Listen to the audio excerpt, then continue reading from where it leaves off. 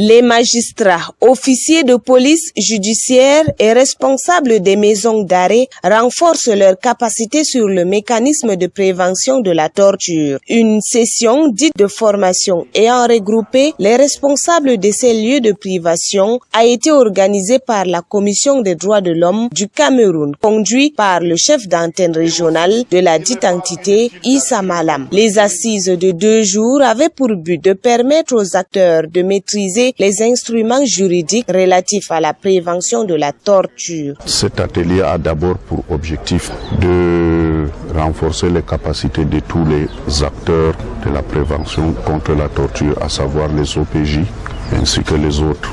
Meublé par des exposés afin d'améliorer les connaissances des responsables des lieux de privation de liberté de la région sur la prévention de la torture, engager de dialogues constructifs avec ces acteurs et surtout bien appréhender le mot torture. Définition précise la notion de torture au regard de ces instruments, c'est le recours excessif à la force, à la contrainte physique ou morale dans le cadre soit des collectes d'informations, de sanctions contre les éventuels délinquants. Le constat est réel. Dans le cadre de l'exercice de leur métier, ces responsables éprouvent d'énormes difficultés liées à la non-maîtrise des mécanismes appliqués pour éviter la torture. Nos attentes sont focalisées principalement sur la meilleure compréhension de ce qui concerne les tortures dans le lieu de rétention et de privation de liberté.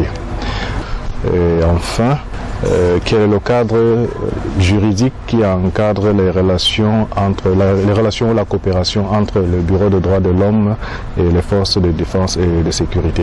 Les raisons de la tenue de cet atelier par la Commission des droits de l'homme sont opportunes. Au sortir de cet atelier, nous allons recenser tous les lieux de privation de liberté de la région. Et aussi, enfin, un dialogue constructif sera noué en partenariat avec les autres acteurs. Quand je parle de partenariat, je place d'abord la commission et les autres seront les partenaires de la commission pour qu'ils puissent à mieux mener ces activités de prévention de la torture sur le terrain. Au cours des travaux de Garoua, les participants ont été outillés sur les cadres d'intervention de la Commission des droits de l'homme dans le cas de torture. L'atelier va également permettre d'énumérer, de clarifier ce qu'on entend par prévention de la torture et le rôle précis que la commission joue en matière de prévention de la torture et les dispositions claires qui sanctionnent le contrevenant,